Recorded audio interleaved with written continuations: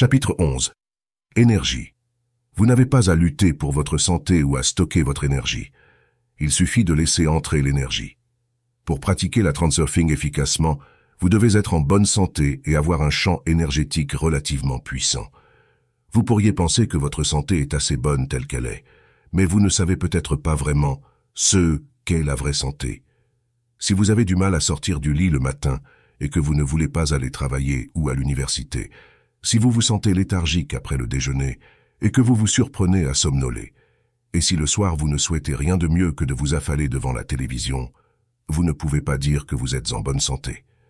Si cela décrit votre mode de vie, vos niveaux d'énergie ne suffisent clairement qu'à soutenir une existence mesurée.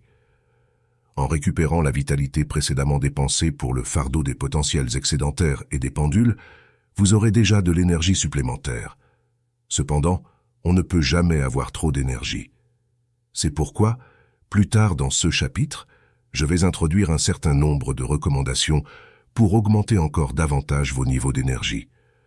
Ce que nous entendons ici par niveau d'énergie, c'est la capacité à absorber et à utiliser l'énergie. Il existe essentiellement deux formes d'énergie dans le corps humain, l'énergie physiologique et l'énergie libre. L'énergie physiologique est obtenue via le système digestif, tandis que l'énergie libre est l'énergie du cosmos qui traverse le corps. Ensemble, elles constituent notre corps énergétique. L'énergie humaine est dépensée pour remplir diverses fonctions biologiques, mais elle rayonne également du corps dans l'espace qui nous entoure. Il existe une réserve infinie d'énergie cosmique dans le monde, mais en tant qu'êtres humains, nous n'en absorbons qu'une infime fraction. Elle traverse le corps dans deux directions. Le premier courant passe dans une direction ascendante et court à 1 pouce devant la colonne vertébrale chez les hommes et à 2 pouces devant la colonne vertébrale chez les femmes. Le deuxième courant d'énergie passe dans une direction descendante et court très près de la colonne vertébrale. La quantité d'énergie libre qu'une personne a dépend de la largeur de leurs méridiens centraux. Plus les méridiens sont larges, plus les niveaux d'énergie d'une personne seront élevés. Le système des méridiens a été découvert il y a longtemps. Nous ne nous attarderons pas trop sur une description détaillée de la structure du corps énergétique humain ici. Si vous êtes intéressé par ces sujets, il existe de nombreuses publications pertinentes disponibles. La circulation de l'énergie autour du corps humain est un processus relativement complexe, mais cela ne devrait pas trop vous préoccuper. Pour nos besoins, il suffit de se concentrer sur ces deux méridiens centraux. Une perturbation dans le flux normal d'énergie, causée par l'apparition de blocages et de trous quelque part, peut se manifester sous forme de maladies physiques. L'inverse est également vrai. Un organe interne affecté par une maladie peut également déformer l'image globale du corps énergétique. Il est difficile de faire une distinction claire entre les CA, où des symptômes physiologiques tels que la toxicité dans le corps ont causé des problèmes dans le flux d'énergie et où des perturbations dans le flux d'énergie ont entraîné un trouble physiologique.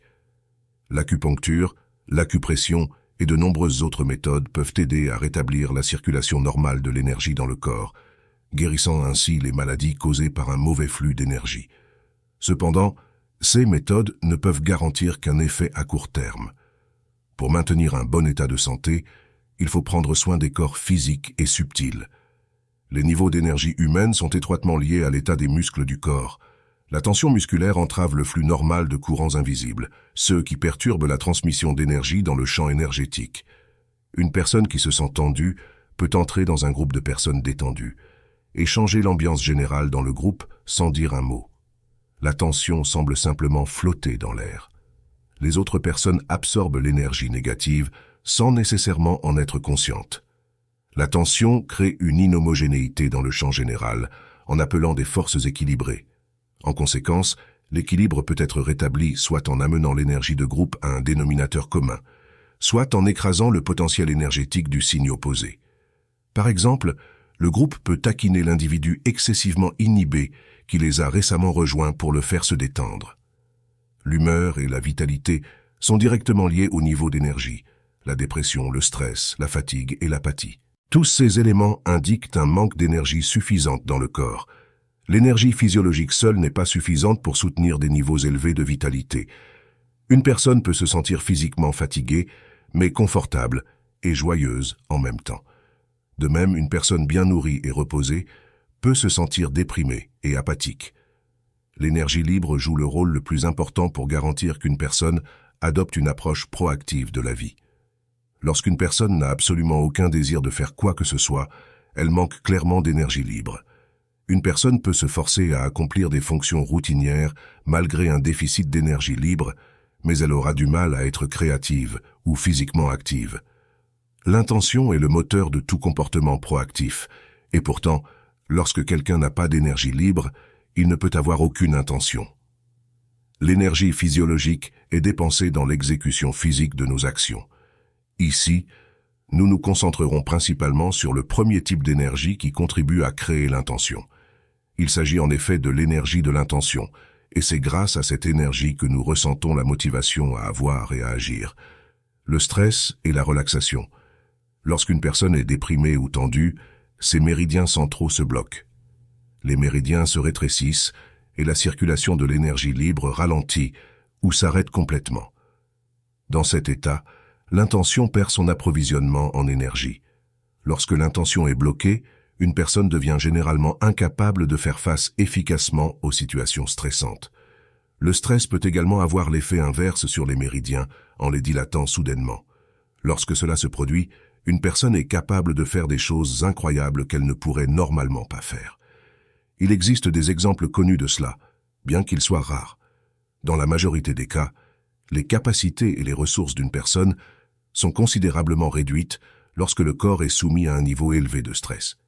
Chaque jour, les gens sont confrontés à de nombreuses situations stressantes d'intensité variable, des incidents assez mineurs qui sont généralement rapidement oubliés à des situations extrêmement stressantes qui peuvent les perturber pendant un certain temps. La réponse du corps au stress est de tendre tel ou tel groupe musculaire. Ce resserrement est devenu une habitude profondément ancrée que nous ne remarquons pas vraiment. Par exemple, tandis que vous lisez ces lignes, vous tendez certains muscles du visage, mais dès que vous y prêtez attention, ils se détendent. Après quelques minutes, vous oublierez votre visage et il se figera à nouveau dans un masque reflétant votre état émotionnel. Il existe une croyance erronée mais largement répandue, selon laquelle le stress peut être soulagé par la relaxation. En essayant de se détendre, on s'oppose en effet aux symptômes sans éliminer la cause. La tension physique est causée par la tension psychologique. Des états d'oppression, d'anxiété, d'irritation et de peur provoquent une tension musculaire spasmodique. Naturellement, la relaxation consciente des muscles apportera un certain soulagement temporaire. Mais à moins que la tension mentale ne soit traitée, le corps reprendra son état antérieur. Éliminer la tension mentale est essentiel et suffisant pour réduire l'importance. La raison pour laquelle vous êtes tendu en premier lieu est due à l'excès de signification que vous accordez à ceux qui vous affectent. Le stress est une conséquence de l'importance. Le stress peut être instantanément soulagé en réduisant l'importance. Il est vain et nocif de créer une importance continue. Vous ne réussirez jamais à changer une situation pour le mieux et à agir efficacement. Si vous portez le lourd fardeau de l'importance lorsque vous êtes fortement stressé, il suffit de vous réveiller, d'ouvrir les yeux et de prendre conscience du fait qu'un pendule vous a accroché dans votre importance. Il est assez facile de voir à quoi l'importance se rapporte dans chaque CA spécifique. Rappelez-vous, en réduisant l'importance, vous vous libérez du pendule et pouvez agir efficacement. Vous devez être conscient du fait qu'attribuer une signification exagérée à quelque chose travaillera toujours contre vous. Pour changer toute situation difficile, il suffit de se rappeler l'importance et de réduire consciemment toute signification excessive que vous y avez associée. Le seul défi est de se rappeler à temps lorsque vous êtes stressé. Votre conscience dort, donc vous oublierez que quelque chose appelé la transurfing a jamais existé. Pour éliminer le stress de votre vie, vous devez vous réveiller et réduire l'importance. Si vous avez pris l'habitude de prêter attention à votre voix intérieure, il ne sera pas du tout difficile de se rappeler l'importance au moment nécessaire. Chaque fois que vous ressentez un malaise, demandez-vous pourquoi, ou la signification a été exagérée. Quelle que soit l'importance spécifique des circonstances pour vous, lâchez consciemment votre attachement à leur importance. Seulement après la purification de l'intention, pouvez-vous agir efficacement. Pour devenir immunisé au stress, Vous devez remplacer l'ancienne habitude de stresser pour n'importe quoi par la nouvelle habitude de maintenir un état de détente. Être dans un état détendu ne signifie pas être léthargique ou apathique. C'est un état d'interaction harmonieuse avec le monde extérieur. C'est l'équilibre. L'équilibre présuppose l'absence d'importance interne et externe. Je ne suis ni bon ni mauvais, et le monde n'est ni bon ni mauvais non plus.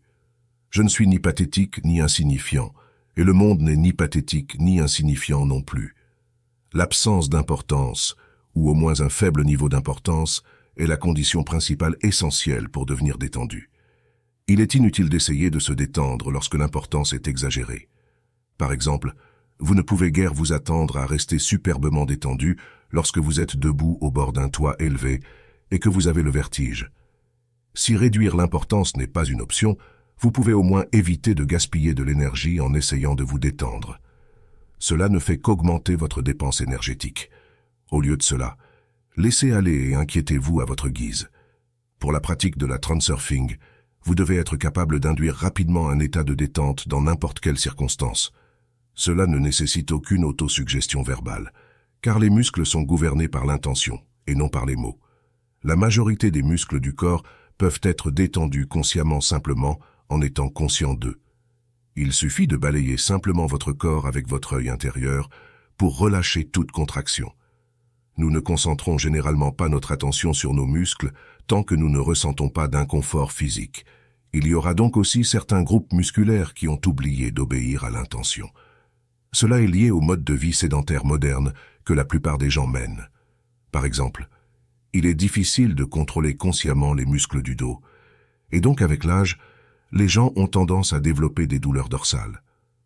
Aussi banal que cela puisse paraître, il est absolument essentiel de s'étirer et de faire de l'exercice régulièrement le dos. Tout le processus d'induction d'un état de détente consiste en ce qui suit. Sans vous presser, balayez rapidement votre corps avec votre œil intérieur et relâchez toute contraction. Concentrez votre attention sur toute la surface de votre corps en une fois. Imaginez que votre peau est une membrane qui se réchauffe soudainement et rapidement à travers la forme. Du dedans vers le dehors, concentrez votre attention sur la surface de votre corps. Imaginez cette étape de la manière qui vous convient. Votre peau se réchauffe, couverte d'une sensation de picotement ou de décharge électrique. L'important est de ressentir votre peau. Maintenant, imaginez que l'énergie scintille sur toute la surface de votre corps, comme l'iridescence sur une bulle de savon. En ce moment, vous faites partie de l'univers et êtes en parfaite harmonie avec lui. Il n'est pas nécessaire de tenter de simuler une sensation particulière, car chacun ressent ces choses différemment.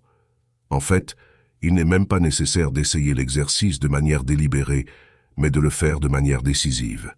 Néanmoins, la sensation intégrale que vous éprouvez lorsque vous sentez toute la surface de votre corps débordée d'énergie équivaut à un état de relaxation, d'équilibre et d'unité avec le monde. Après avoir pratiqué l'exercice quelques fois, vous commencerez à atteindre cet état instantanément, et bientôt induire un état de relaxation sera aussi simple que croiser les bras. Les vampires énergétiques. Nous nageons tous dans un océan d'énergie, mais y accéder n'est pas si simple car elle n'est pas répartie de manière différentielle par rapport à l'homme. Pour accéder consciemment à cette énergie, une personne doit intentionnellement élargir ses méridiens et attirer consciemment le flux dans le corps. Vous buvez de l'eau consciemment et intentionnellement, mais vous ne pouvez pas attirer l'énergie avec la même clarté de sensation. En principe, les gens sont capables de se recharger intentionnellement depuis le cosmos, mais cette capacité reste limitée à son stade embryonnaire. Il est beaucoup plus facile d'absorber l'énergie de quelqu'un d'autre qui a déjà été assimilée par le corps humain que de puiser de l'énergie dans le cosmos.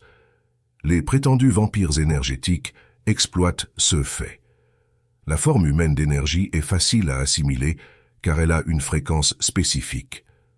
Pour prendre l'énergie de quelqu'un d'autre, il suffit de se mettre à l'écoute de leur fréquence, de la même manière qu'un circuit d'oscillation radio ne capte pas toutes les ondes radio, mais seulement celles pour lesquelles il est configuré. Les vampires se nourrissent de l'énergie qui a déjà été assimilée par d'autres personnes, et pour ce faire, ils se mettent à l'écoute de la fréquence de l'énergie que leur victime émet. Un vampire se branche subconsciemment sur diverses manières d'accorder sa fréquence à celle de l'énergie de ses victimes. Un vampire énergétique peut s'approcher de vous avec des questions innocentes, vous fixer dans les yeux, essayer de vous toucher, vous tenir la main ou vous importuner avec une conversation intrusive. Le vampire énergétique sait comment s'adapter et répondre au caractère, et cherche un moyen de s'introduire dans l'âme de la victime pour atteindre sa fragilité. C'est le comportement du vampire furtif. En règle générale, le vampire énergétique est un bon psychologue, communicatif mais pas charmant, ainsi que tenacement intrusif. Cela se voit généralement tout de suite, bien que conscient que leur comportement est irritant. Le vampire énergétique fera de son mieux pour se présenter sous un jour différent. Un autre type de vampire est le manipulateur. Comme vous le savez, le manipulateur joue sur les sentiments de culpabilité. Le vampire manipulateur cherche inconsciemment des personnes enclines à se soumettre au jugement d'autrui ou à demander conseil lorsqu'ils sont dans une impasse. Quiconque a le moindre complexe de culpabilité recherche également inconsciemment celui qui les accusera, puis les pardonnera immédiatement. Le soutien et les conseils sont recherchés par ceux qui doutent de leurs propres convictions et sont prêts à se soumettre au jugement d'autrui. Ainsi, le vampire et le donneur se trouvent et répondent aux besoins l'un de l'autre. Le manipulateur s'ajuste facilement à la fréquence de sa victime. La technique ici est très simple. Le manipulateur n'a qu'à effleurer la surface du problème qui préoccupe sa victime, et celle-ci s'ouvrira immédiatement, mettant son énergie librement à disposition. Le troisième type de vampire, le provocateur, est plus grossier et agressif. Sans vraiment y penser, ce type fait une attaque directe sur l'aura, en essayant de déstabiliser sa victime. Vous connaissez très bien le comportement des provocateurs. Ils utiliseront tous les moyens à leur disposition, du harcèlement implicite à l'agression ouverte. Leur priorité est de faire perdre à la victime ses moyens, de sorte que la grossièreté, l'irritation, le ressentiment, la peur et l'hostilité jaillissent d'elle. Peu importe vraiment quelle est l'émotion spécifiquement, n'importe quelle émotion fera l'affaire. Les gens deviennent des vampires énergétiques inconsciemment, et leur besoin de sucer l'énergie des autres est tout aussi inconscient tout au long de leur vie. Ils remarquent que certaines situations leur donnent un regain d'énergie et un sentiment d'accomplissement, et ils sont poussés à recréer l'expérience. Après une séance, le donneur du vampire se sent généralement très vidé. Donc, si après avoir parlé à quelqu'un vous vous sentez exposé, vulnérable, faible ou instable, vous pouvez supposer que votre énergie a été aspirée.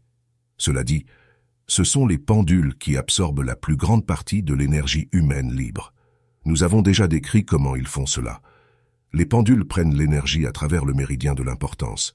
Contrairement au vampire qui peut poser une menace pour une courte période de temps, les pendules peuvent aspirer l'énergie constamment, tout le temps où une personne émet de l'énergie à la fréquence du pendule. Lorsque quelque chose vous préoccupe ou vous déprime, vos niveaux d'énergie sont affaiblis et d'autres personnes et animaux peuvent le sentir intuitivement au niveau énergétique. Lorsque votre conscience et votre confiance en vous sont au plus bas, parmi toutes les personnes marchant dans la rue, le chien choisira de vous aboyer furieusement et la gitane vous choisira pour vous importuner et vous presser de lui donner votre argent. Un vampire énergétique peut prendre une bonne dose d'énergie de vous lorsque vos défenses sont basses et vous pouvez facilement vous retrouver entraîné dans une situation délicate. Il n'est pas nécessaire de commencer à chercher des vampires énergétiques potentiels chez chaque personne que vous rencontrez. En étant excessivement prudent, vous créez un accès à votre biochamp, renforçant votre corps énergétique. Surveiller vos niveaux d'importance et développer une conscience consciente vous aidera à vous protéger des influences négatives. Une conscience développée vous aidera à rester conscient dans le moment où quelqu'un essaie de vous entraîner dans un jeu ou un piège. Maintenir un niveau d'importance bas rend beaucoup plus difficile à quelqu'un de s'accorder à votre fréquence. Vous devez également rester très conscient de tout sentiment de culpabilité qui pourrait vous tourmenter, car quand je suis vide, il n'y a rien pour que quiconque s'accroche. La plupart des vampires manipulateurs vous laisseront tranquille s'ils ont fait une ou deux tentatives infructueuses pour s'accrocher à vous, et un champ aurique fort vous fournira une protection fiable contre toute interférence indésirable. Le bouclier protecteur. Le corps humain est entouré d'un champ d'énergie invisible, appelé aura. La personne moyenne n'est pas consciente de ressentir son aura, mais elle peut l'imaginer pour sentir son aura. Sentez la surface de tout votre corps, comme lorsque vous entrez dans un bain chaud. Remarquez que je n'ai pas dit « essayez de sentir la surface de votre corps ». Faites-le simplement. Lorsque vous plongez directement et ne supposez pas que vous devez d'abord essayer de faire quelque chose avant que cela fonctionne, vous constaterez que vous pouvez le faire dès la première fois et ne pas avoir à pratiquer. L'énergie se déplace en ondes lentes depuis le centre de votre corps, puis se répand à la surface, formant une boule. Imaginez être entouré par la boule de votre corps énergétique. Peu importe que vous ne puissiez pas physiquement la toucher, avec votre imagination seule, vous avez fait le premier pas vers la gestion de votre corps énergétique et avec le temps, vous commencerez à en avoir une sensation physique. Les personnes qui ont des capacités psychiques peuvent voir les auras ainsi que toutes les imperfections dans l'aura. En fait, tout le monde naît avec des capacités de perception extrasensorielles, mais ils ne les utilisent pas et donc le talent reste dormant. Les capacités latentes peuvent être éveillées instantanément ou sur une longue période en pratiquant des exercices. C'est une question du pouvoir de votre intention. Bien sûr, il n'est pas facile d'acquérir le plein pouvoir de l'intention, mais pour nos besoins, il suffit d'avoir un pouvoir de l'intention suffisant pour maintenir vos niveaux d'énergie en bonne santé. Une aura faible vous laissera toujours ouvert à la possibilité d'une agression sur votre champ énergétique. Vous pouvez développer et maintenir des niveaux d'énergie sains en effectuant régulièrement l'exercice suivant. C'est très simple et cela ne prend pas beaucoup de temps. Tout d'abord, tenez-vous dans une position confortable et détendue. Respirez et imaginez un flux d'énergie sortant du sol, entrant dans la région du préhénia et remontant le long de la colonne vertébrale, sortant par la tête et s'étendant vers le ciel. Maintenant, expirez et imaginez qu'un flux d'énergie descend du ciel. Le flux d'énergie entre dans la tête, se déplace le long de la colonne vertébrale, sort par le bas et retourne dans le sol. Vous n'avez pas nécessairement besoin de ressentir le flux physique de l'énergie, il suffit de l'imaginer. Avec le temps, votre sensibilité se développera et vous apprendrez à ressentir l'énergie en mouvement. Ensuite, imaginez que les deux courants se dirigent l'un vers l'autre simultanément sans se croiser, chacun dans son propre méridien. Au début, pratiquez l'inspiration et l'expiration, mais après un certain temps, essayez de laisser aller les flux d'énergie au rythme de votre respiration. Vous pouvez accélérer le flux en l'imprégnant de puissance en utilisant la force de votre imagination. Maintenant, imaginez que le flux ascendant sort du corps et se déverse vers le bas au-dessus de la tête en forme de fontaine. De même, le flux descendant sort du corps et passe dans la direction opposée directement sous les pieds. Vous avez maintenant deux fontaines, une au-dessus de vous et une en dessous de vous. Unissez mentalement le jet des deux fontaines pour que vous soyez enveloppé dans une sphère d'énergie. Ensuite, portez votre attention sur la surface de votre corps. Sentez la surface de votre peau et étendez la même sensation dans la sphère comme un ballon qui grossit lorsque vous soufflez dedans. Lorsque vous gonflez mentalement la surface de votre peau, la sphère créée par la rencontre des fontaines devient solidement établie. Vous devez rester détendu tout au long de l'exercice et éviter de créer de la tension en essayant trop fort de ressentir l'énergie physiquement. Ne vous inquiétez pas initialement de ne pas pouvoir avoir de sensation physique des méridiens centraux. Vous en avez tellement l'habitude que vous avez arrêté de les sentir, tout comme vous ne sentez plus aucun autre organe interne sain. Pratiquez régulièrement en concentrant votre attention sur vos courants d'énergie et vous finirez par les ressentir physiquement, peut-être pas avec la même immédiateté que le toucher, mais de manière tangible néanmoins. C'est un entraînement énergétique. En reliant les courants en une sphère, vous créez un bouclier protecteur autour de votre corps. En étendant l'énergie de surface du corps dans la sphère, vous renforcez le bouclier jusqu'à ce qu'il acquiert une condition stable. Cet exercice est inestimable. Premièrement, le bouclier protège votre énergie contre les attaques. Deuxièmement, en entraînant vos niveaux d'énergie, vous nettoyez les méridiens subtils. Les blocages qui empêchent le flux d'énergie se dissipent et les trous dans l'aura qui provoquent la perte d'énergie se referment. C'est un processus graduel. Rien ne se passera du jour au lendemain. D'un autre côté, vous vous épargnerez d'avoir constamment recours à des psychiques, des réflexologues, des masseurs, en étant capable de restaurer la circulation saine de votre énergie de manière indépendante. Vous devez savoir que votre corps énergétique seul ne vous protégera pas des vampires et des pendules. Les parasites pompent de l'énergie en ajustant leur réglage à votre fréquence. Lorsqu'un pendule tente de s'accrocher à sa proie, l'état d'équilibre de la victime est compromis. À ce moment-là, vous devez vous réveiller et réduire l'importance si vous voulez vaincre le pendule. Ensuite, les muscles se détendront. Vos niveaux d'énergie seront restaurés à un état d'équilibre et le pendule tombera dans le vide. Si vous ne vacillez pas, le pendule oscillant ne peut pas puiser dans votre énergie. La conscience attentive est essentielle si vous souhaitez développer un contrôle dans les moments où vous perdez involontairement votre équilibre intérieur. Augmenter vos niveaux d'énergie ne consiste pas à accumuler de grandes réserves d'énergie. Cela peut sembler un peu étrange car nous sommes tellement habitués à des phrases populaires telles que « je n'ai pas assez d'énergie » ou « je suis plein d'énergie ». Seule l'énergie physiologique peut être stockée. Il vous suffit de bien manger et de vous reposer suffisamment, et l'énergie est stockée sous forme de calories. Cependant, le corps humain n'a aucun moyen de stocker l'énergie libre qu'il puise dans le cosmos. Si les méridiens d'une personne sont assez larges, ils laissent passer l'énergie libre. Mais s'ils sont étroits, le flux d'énergie sera entravé. Ainsi, les niveaux d'énergie élevés dépendent avant tout de la largeur des méridiens. L'énergie libre est présente en permanence en quantité illimitée à chaque point du champ. Vous pouvez littéralement en prendre autant que vous le pouvez. Vous devez apprendre à attirer l'énergie libre et à vous percevoir comme faisant partie de l'univers. Plutôt que de le faire une seule fois, vous devriez travailler à établir un sentiment continu d'unité avec le monde qui vous entoure sur le plan énergétique. Les gens pensent que s'ils accumulent d'énormes réserves d'énergie, ils deviendront forts et réussis. Ils essaient d'accumuler de l'énergie comme préparation à avoir un impact sur le monde extérieur, avec une intention intérieure. Comme vous le savez déjà, la tentative de modifier ou de conquérir le monde par la force est une tâche difficile, stérile et inefficace qui nécessite une énorme dépense d'énergie. Quiconque se fie uniquement à l'intention intérieure dans son interaction avec le monde se surestime. Car en réalité, nous ne sommes qu'une goutte d'eau dans un océan immense.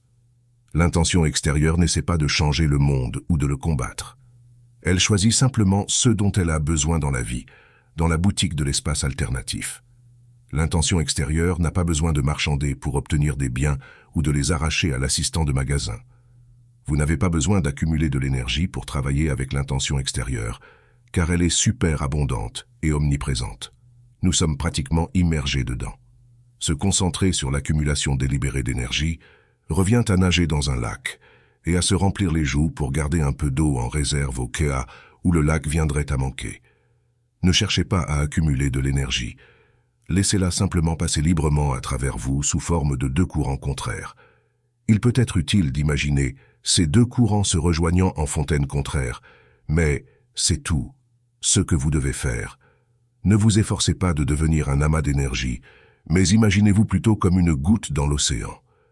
Laissez votre conscience sentir qu'elle fait partie intégrante de l'univers, en unité avec lui, et alors toute son énergie sera à votre disposition. Plutôt que d'accumuler de l'énergie dans votre corps, fusionnez avec l'énergie de l'univers. Étendez votre sphère d'énergie et dissipez-la dans l'espace environnant, tout en conservant la conscience que, dans sa forme, vous êtes une particule séparée. En touchant simplement l'intention extérieure du bout du doigt, vous réaliserez en peu de temps des choses qui n'auraient jamais été possibles à réaliser avec la puissance de l'intention intérieure. Je parle bien sûr de réaliser vos objectifs personnels, car l'intention de réarranger le visage de quelqu'un pour satisfaire ses besoins immédiats ne peut vraiment être satisfaite que par le pouvoir de l'intention intérieure. Une personne devrait avoir beaucoup d'énergie libre. Si leurs méridiens ne sont pas restreints, ils souffrent de deux limitations majeures. Le corps qui s'encrasse et le stress continu. L'énergie ne peut pas circuler librement si le corps est toxique, et le stress provoque un rétrécissement encore plus important des méridiens. Lorsque les méridiens sont compromis, de brèves poussées d'énergie sont généralement suivies de longues périodes de récupération, ce qui rend difficile pour une personne de mener une vie pleine et active, au lieu de simplement survivre à une existence mesurée. En vieillissant, les individus cessent de se développer, la vie adopte un rythme plus lent, le travail avec les méridiens s'arrête presque, et ces derniers s'atrophient progressivement. Les méridiens sont sollicités lorsque la vie exige que vous portiez votre intention à son plus haut niveau d'intensité. Nous stimulons l'intention, et par conséquent, nos méridiens lorsque nous travaillons vers des objectifs vitaux. Mais dès que les principaux sommets ont été atteints, la barre de l'intention est progressivement abaissée.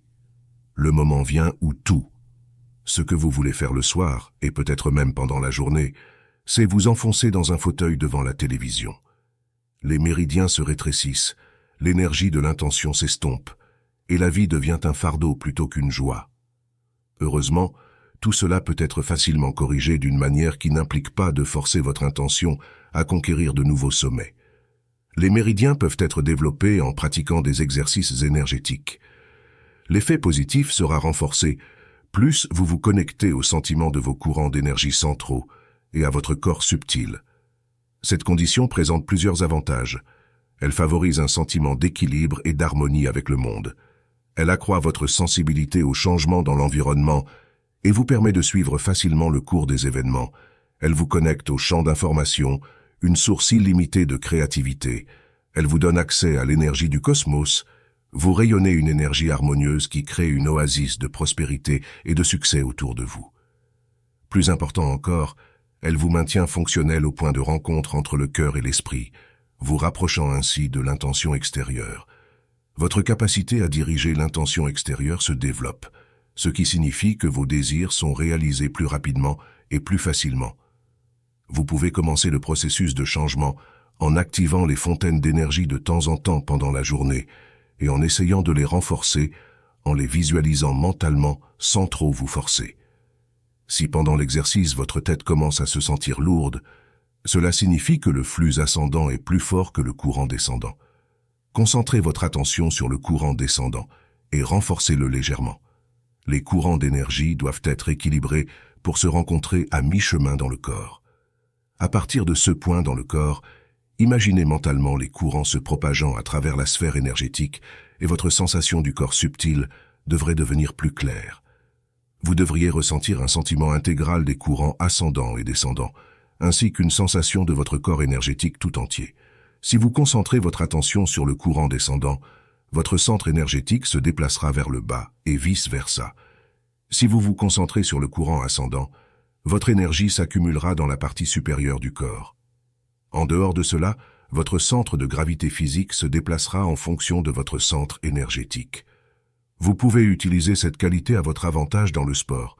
Si vous avez besoin d'une bonne stabilité dans les jambes, comme en ski, vous pouvez renforcer le courant descendant, tandis que si vous avez besoin de sauter haut, vous pouvez travailler à renforcer le courant ascendant.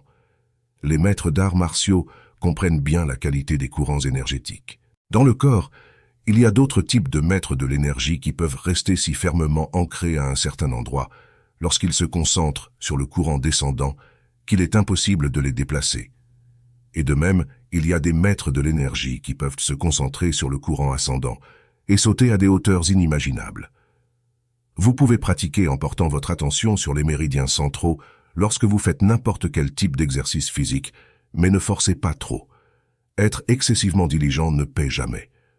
De temps en temps, tournez votre regard intérieur vers la zone juste devant la colonne vertébrale.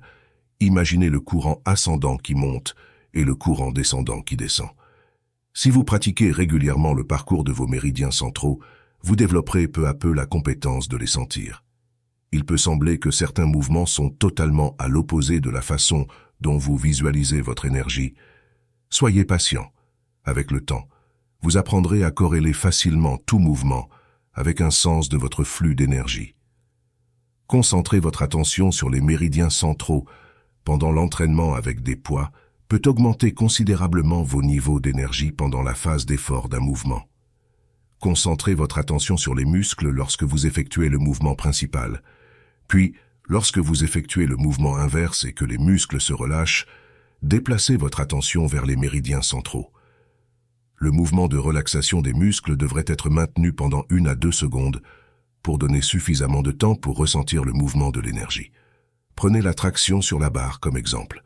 Au début du mouvement, le souffle est retenu, puis le mouvement est complété et suivi d'une expiration. L'attention est focalisée sur l'effort, puis pendant le retour, il y a une inspiration. Les muscles se relâchent et l'intention se déplace vers les méridiens centraux pendant le retour. Imaginez votre énergie se déplaçant simultanément dans les deux directions. Vous devriez tendre complètement les bras et vous pendre avec les bras détendus pendant 1 à 2 secondes. À ce moment-là, vous devriez clairement ressentir le flux d'énergie comme s'il venait d'être libéré soudainement et commençait à se déplacer progressivement. Ne cherchez pas à accélérer le flux d'énergie lorsque les muscles sont détendus. Laissez aller et permettez au courant de passer librement. En revanche, les méridiens centraux peuvent être poussés avec force lors des pompes. Une fois que vous avez positionné vos mains sur le sol avec les coudes pliés, pendant l'expiration, imaginez mentalement pousser l'énergie avec force. Effectuez l'inspiration et l'expiration dans n'importe quel ordre avec lequel vous vous sentez à l'aise pour éviter de créer une tension inutile. Mais comme dans la majorité des exercices de renforcement musculaire, le souffle est retenu, ou l'expiration est effectuée lors de la phase d'effort et une inspiration lors de la phase de relaxation. Vous stimulez le renforcement des méridiens simplement en leur portant attention. L'alternance de contraction et de relaxation les stimulera encore davantage. Si vous dirigez correctement votre attention lors de la phase de contraction, les méridiens s'arrêtent et se resserrent comme des ressorts. Pendant la relaxation, les ressorts se redressent et la puissance du flux d'énergie augmente. Après la contraction, l'énergie compressée accumulée est libérée et force littéralement son chemin à travers les méridiens centraux, augmentant vos niveaux d'énergie. Avoir plus de vitalité ne vous donne pas seulement plus de puissance, cela augmente votre pouvoir d'influence. La qualité de votre énergie devient plus riche, ce qui peut être très utile lorsque vous devez influencer ou persuader quelqu'un de quelque chose. Des techniques existent pour permettre à une personne d'exercer une influence énergétique dominante sur les autres. Cependant, ces techniques contredisent le principe du transurfing qui affirme que nous avons le droit de choisir mais pas le droit de changer les choses. Le monde n'a pas besoin d'être pressé ou combattu, et adopter cette approche est un moyen très inefficace d'atteindre vos objectifs. Comme tu le sais, le monde a généralement tendance à répondre à la pression en la renvoyant. Plus vos niveaux d'énergie sont élevés, mieux les gens vous traiteront, car subconsciemment, ils ressentiront votre énergie et en bénéficieront même dans une certaine mesure. Cependant, la majorité des gens ne se nourrissent pas délibérément de l'énergie personnelle comme le font les pendules. C'est comme s'ils nageaient simplement dans votre énergie parce que vos fontaines débordent abondamment. Les gens deviennent inévitablement bien disposés envers vous parce que vous leur fournissez une source d'énergie excessive. Les gens sont tellement habitués à donner leur énergie aux pendules qu'ils sont toujours ravis d'être du côté récepteur. Les personnalités dites magnétiques ou charismatiques sont une telle source. Il n'est guère surprenant que des personnes comme celle-ci soient dites avoir un charme ou un magnétisme inexplicable. Que trouveriez-vous plus attrayant? Une mare d'eau stagnante ou une source pure? Pas besoin de s'inquiéter que les autres utilisent votre énergie. La petite quantité d'énergie excédentaire que vous donnez aux autres ne fera que vous avantager. Lorsque vous attendez une réunion très importante, abandonnez l'importance et activez vos méridiens centraux jusqu'à ce qu'ils jaillissent comme des fontaines. Lorsque votre énergie circule bien, vous n'avez pas besoin de mots astucieux ou d'arguments convaincants à moitié autant. Il suffit d'activer les fontaines en attirant l'énergie libre vers vous et en la laissant passer à travers votre corps énergétique. Vous rendez ainsi la même énergie disponible pour les autres.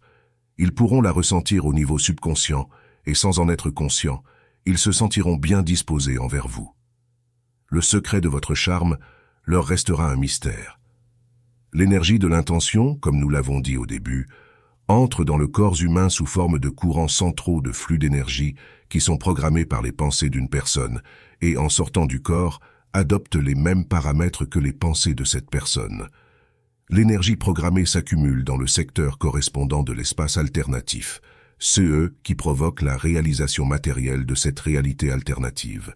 La programmation est appropriée uniquement si le cœur et l'esprit sont unis. Sinon, l'énergie de la pensée est comme des interférences de fréquences radio. Vous pouvez accomplir des actions de base dans le monde matériel avec le pouvoir de l'intention intérieure, mais la réalisation matérielle d'une réalité potentielle dans l'espace alternatif ne peut être alimentée que par l'intention extérieure générée lorsque le cœur et l'esprit sont unis dans leurs aspirations. Le pouvoir de l'intention extérieure est proportionnel à vos niveaux d'énergie. Les niveaux d'énergie peuvent être augmentés en entraînant les méridiens centraux et en purifiant le corps. Transurfing recommande également une autre excellente technique pour élargir les canaux. Visualisez le processus. Vous devez avoir une intention initiale pour augmenter l'énergie de l'intention. La technique consiste en l'affirmation suivante. Mes canaux se dilatent et mon énergie d'intention augmente. Pendant l'exercice énergétique, visualisez l'affirmation comme un processus. Comme tu le sais, l'essence de la technique de visualisation réside dans le fait qu'aujourd'hui est meilleur qu'hier et que demain sera meilleur qu'aujourd'hui. Activez vos fontaines d'énergie et répétez mentalement l'affirmation que votre énergie d'intention augmente chaque jour qui passe. De cette façon, l'intention se soutiendra elle-même et vos niveaux d'énergie augmenteront de plus en plus. N'oubliez pas que l'intention d'améliorer votre biochamp doit être purifiée de l'importance et du désir potentiel. Le zèle et l'enthousiasme dans la tentative d'améliorer le flux d'énergie entraîneront le contraire et créeront un blocage. L'intention repose sur la concentration, pas sur le zèle. Ce n'est qu'en se concentrant sur le processus que l'on obtient le résultat désiré. Réaliser les exercices avec un effort maximal est une perte de temps et d'énergie si l'esprit est occupé à rêver à autre chose pendant que vous les faites. Lâchez prise du zèle et concentrez-vous sur l'action. Imaginez un nouveau-né moyen introduit dans une société où les gens vieillissent très lentement et vivent jusqu'à l'âge d'environ 300 ans. Combien de temps pensez-vous que l'enfant vivra? Ce que j'essaie de dire, c'est qu'à partir de la naissance, les gens sont enseignés le scénario standard selon lequel la santé se détériore avec l'âge, le corps se flétrit, et à la fin nous mourrons tous, ce qui peut sans aucun doute s'expliquer par des causes physiologiques standards. Cependant, si vous regardez le processus de vieillissement du point de vue de Transurfing, c'est vraiment juste une autre transition induite. On peut même dire que le vieillissement est la transition induite la plus longue que nous expérimentons, se produisant lentement mais très sûrement. Le scénario du vieillissement est si familier et évident qu'il ne viendrait jamais à l'idée de quiconque de le remettre en question. Toutes les tentatives de changer le scénario ont été réduites à la découverte de toutes sortes d'élixirs. Même les réalisations de la pharmacologie et de la génétique contemporaine échouent à produire des résultats tangibles. On ne peut que conclure que le facteur physiologique ne représente qu'une partie du processus de vieillissement. La portion exacte que la transition induite représente est impossible à dire, mais cela n'a pas vraiment d'importance. L'important est de prendre conscience du fait que la transition existe. Dès le plus jeune âge, nous sommes convaincus que le processus de vieillissement est inévitable. Au cours de la vie d'une personne, elle reçoit une confirmation sans fin du processus de vieillissement par son expérience personnelle et celle des autres. À chaque célébration d'anniversaire, des démonstrations théâtrales de vœux de bonne santé et de longévité sont faites, mais tout le monde sait que ces bons vœux ne signifient rien et n'ont absolument aucun impact sur le scénario. Au contraire, traduits dans le langage des faits, ces mots bien intentionnés disent vraiment que votre santé est loin d'être ce qu'elle était et que les années passent. Ce sont les légères oscillations ou les flirts d'un pendule destructeur. Tôt ou tard, vous commencerez à sentir qu'il y a une dizaine d'années environ, vous aviez tellement plus de force et d'énergie. Vous aurez envie de partager ces pensées avec quelqu'un d'autre, et cette personne apparaîtra instantanément pour développer avec enthousiasme le sujet de la conversation.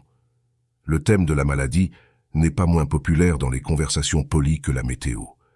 En participant à de telles conversations, vous rayonnez d'énergie à la même fréquence que le pendule destructeur, c'est-à-dire que vous acceptez de jouer le jeu.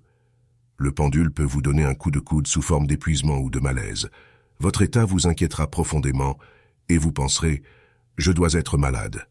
C'est votre réponse à l'oscillation du pendule. Après avoir reçu une bouffée d'énergie, le pendule vous donne un autre coup de coude, ce qui fait encore plus mal. Vous irez chez le médecin qui confirmera votre maladie et le processus continuera à se dérouler. Le pendule reçoit de l'énergie et oscille encore plus fort. Au moment où la crise survient, le pendule aura déjà tout pris, vous laissant seul pour commencer votre rétablissement, à moins que la transition induite n'ait déjà jeté sa victime sur une ligne de vie invalide. Cela signifie-t-il que vous ne devriez pas aller chez le médecin ou prendre de médicaments et refuser toute aide pour faire face à votre maladie? Non. Refuser un remède possible pour une maladie qui a atteint un stade avancé est irresponsable et imprudent, et certainement pas une façon de quitter le jeu. La question est de savoir comment éviter d'être entraîné dans le jeu. Tout d'abord, vous pourriez dire à un collègue que cela faisait un moment que vous ne l'aviez pas vu, et lui demander pourquoi il n'était pas au travail.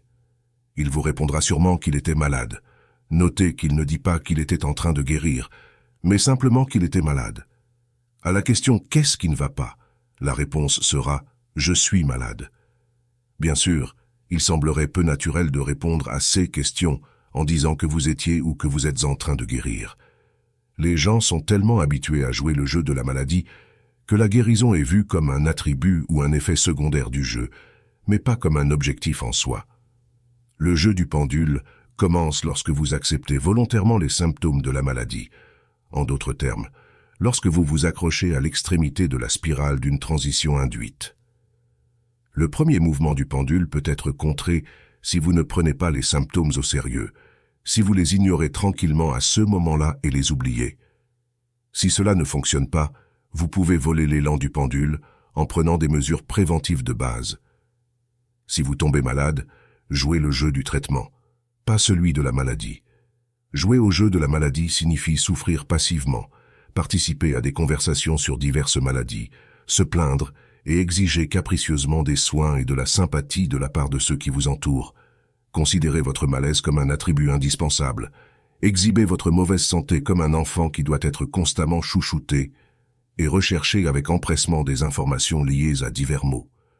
Jouer au jeu de la guérison signifie s'intéresser activement aux remèdes possibles, faire des efforts pour mener une vie saine, traiter sa maladie avec humour et concentrer son attention sur l'amélioration de son état de santé, en cherchant à communiquer avec des individus partageant les mêmes idées. Vous pouvez voir que ce sont deux jeux différents. Dans le jeu de la maladie, vous participez dans le rôle de victime passive, rayonnant d'énergie à la fréquence du pendule destructeur. Le tourbillon de la transition induite vous entraîne toujours plus près de son centre. Dans le jeu de la guérison, vous participez en tant que créateur proactif et maître de votre propre vie, gouvernant votre propre destin et basculant ainsi vers des lignes de vie saines. Si vous essayez déjà de jouer au jeu de la guérison, demandez-vous si vous y jouez suffisamment sincèrement. Le problème est que c'est si facile de se tromper. Vous savez peut-être dans votre esprit que vous devriez mener une vie saine, abandonner les mauvaises habitudes, faire plus d'exercices physiques et manger sainement, etc. Mais en réalité, les vieilles habitudes ont la vie dure. Vous essayez de suivre les règles d'une vie saine parce que vous savez que ce « sera bon pour vous. Mais à la fin, la paresse s'interpose et vous n'avez tout simplement pas la motivation. Ce n'est pas un jeu propre. C'est le jeu du « je suis malade et ils vont me guérir ». Sur un plan énergétique, ce jeu n'est pas différent du jeu de la maladie, car vous jouez à guérir dans une position de contrainte plutôt que par conviction personnelle. Lorsque l'intention n'est ni propre ni sincère, les résultats seront les mêmes. Les tentatives faites par des représentantes du sexe opposé pour perdre du poids sont une illustration parfaite d'un jeu altéré. Elles se torturent avec des régimes, se forcent à faire ce qu'elles ne veulent pas pour se débarrasser du poids. Elles abhorrent leur poids et leur silhouette, ce qui, comme vous le savez, est la condition parfaite pour rayonner d'énergie, à la fréquence des lignes de vie, où leurs poids et leurs silhouettes seront exactement comme elles se sentent actuellement à leur sujet. Les femmes n'aiment pas vraiment leur régime. Ils préféreraient de loin n'avoir la nourriture qu'ils mangent habituellement. Si c'est le jeu auquel vous jouez, abandonnez l'auto-coercition. Au mieux, cela apportera des résultats temporaires mineurs. L'auto-coercition effraie le subconscient, ce qui le pousse à résister. À la fin, le subconscient aura le dessus, donc vous pouvez vous attendre à abandonner le régime et à prendre encore plus de poids qu'avant. La seule conclusion valable est que si vous voulez être en bonne santé et beau, vous devez changer votre style de vie. Cela signifie abandonner les vieilles habitudes et en acquérir de nouvelles, non par nécessité, mais par conviction. Vous devez avoir une forte motivation et une intention pure. Vous ne pouvez pas espérer rayonner d'énergie à la fréquence des lignes de vie saines ou passer à ces lignes de vie si vous faites toujours la même chose. Ce n'est pas aussi difficile que cela puisse paraître de changer de mode de vie. Changer les vieilles habitudes est une question d'intention et de temps, et pas beaucoup de temps à cela. Le choix vous appartient. Les pendules de maladie, tout le monde a été malade à un moment donné de sa vie. Être malade entraîne généralement une multitude de problèmes et d'anxiété, rendant ainsi une personne sujette à des pensées et émotions négatives. Cette énergie se propage alors à travers votre espace personnel, fournissant un terrain fertile pour le développement de maladies liées aux pendules qui absorbent l'énergie négative si efficacement. Les pendules générés par la maladie sont parmi les plus puissants de tous les pendules. Il s'agit principalement des maladies et des épidémies elles-mêmes, ainsi que des divers pendules du monde médical qui leur font face. Vous pouvez imaginer quelles structures influentes ils englobent, des cliniques entières, des sanatoriums, des agences de recherche, des usines, des pharmacies, des établissements d'enseignement. Les pendules médicaux déclarent que leur objectif est de lutter contre la maladie, mais en pratique, cette lutte génère un éventail massif de phénomènes négatifs caractéristiques des pendules destructeurs, car leur idée principale est toujours de maintenir les adhésions existantes et d'en attirer de nouvelles. Par exemple, la médecine classique est hostile à toutes les méthodes de guérison traditionnelles, c'est-à-dire toute méthode qui ne lui appartient pas. Toute critique des idées dépassées ou erronées provenant des adeptes de méthodes de guérison alternatives est automatiquement proclamée non scientifique. Toute méthode de guérison de la nouvelle ère sera accueillie avec un cynisme extrême. À leur tour, les adeptes de la médecine alternative n'ont rien contre jeter un caillou dans le jardin de l'orthodoxie si nécessaire. Personne n'étant pris par le levier d'un pendule de maladie ou de médecine ne peut retrouver le sentiment de sa jeunesse ou le moment de sa vie où ses problèmes de santé étaient la dernière chose à laquelle il pensait. Si votre santé ne vous pose aucun problème, vous n'y pensez tout simplement pas, et par conséquent, votre énergie manque du type de fréquence caractéristique des pendules de maladie. À un degré ou à un autre, tout le monde devient progressivement plus susceptible aux pendules avec l'âge. Une fois que vous commencez à rayonner d'énergie à la fréquence du pendule, vous perdez de l'énergie et créez une dépendance, ce qui facilite votre transition vers des lignes de vie saturées de maladies. Pour retrouver votre ancien état de santé, tous les liens avec les pendules doivent être coupés. Pour couper les liens, vous devez bloquer toutes les informations générées par les pendules de maladie et refuser de participer à leur jeu, c'est-à-dire appliquer l'approche de vaincre le pendule. Si vous êtes sérieusement malade, vous devriez jouer au jeu de la guérison et prendre soin de tout votre corps, c'est-à-dire appliquer l'approche d'apaiser le balancement du pendule. Chaque jour, les entreprises pharmaceutiques diffusent des publicités mettant en vedette des personnes heureuses dépendantes d'un certain médicament pour leur santé. Et comme elles ont leur santé, elles réussissent très bien dans tous les domaines de leur vie. C'est une carotte tentante, et cela fonctionne à chaque fois. Car, comme nous l'avons déjà discuté, la majorité des gens vivent leur vie dans un état semi-conscient. Votre cerveau est programmé pour aller à la pharmacie, prendre le médicament et recevoir votre récompense consiste à ordonner tous vos domaines d'activité. Mais c'est là le moindre aspect. Il y a un autre programme plus profond, plus insidieux, qui est subtilement implanté dans la publicité. Pensez-y, les personnes présentées dans les publicités sont généralement des individus normaux, attirants et parfaitement réussis. Sont-ils vraiment meilleurs que vous? Tous, ces individus ont un certain problème de santé, mais se rétablissent rapidement grâce aux médicaments qu'ils prennent, et vous êtes pareil. Il nous est martelé dans l'esprit conscient et subconscient que nous sommes tous soit prédisposés à la maladie, déjà malades, ou sur le point de tomber malades, et la plupart des gens acceptent ces conditions de jeu. Voici le véritable visage, par opposition au visage déclaré, du pendule destructeur. Sa tâche réelle n'est pas de guérir l'individu, mais de le revendiquer comme un adepte, de réussir à transmettre l'idée qu'il est malade, et donc doit prendre son médicament. Une autre méthode curieuse utilisée pour attirer les adhérents est une mauvaise prévision météorologique. Le cœur de la prévision est constitué d'informations sur les tempêtes magnétiques, les fluctuations de la pression atmosphérique et d'autres facteurs négatifs. Notez que ces phénomènes se produisent à un degré ou à un autre pratiquement chaque jour. Une prévision est ensuite établie sur la base de ces données, détaillant les problèmes de santé qui seront les plus affectés par les conditions météorologiques et qui peut s'attendre à souffrir particulièrement ce jour-là ou le lendemain. Au début, il est amusant d'entendre le pendule se frayer un chemin à travers la liste des maladies et des conséquences inévitables pour ceux qui en souffrent. Puis cela semble étrangement perturbant lorsque vous réalisez les schémas de pensée terriblement destructeurs qui sont programmés dans les esprits des individus conscients et moins conscients qui sont déjà malades.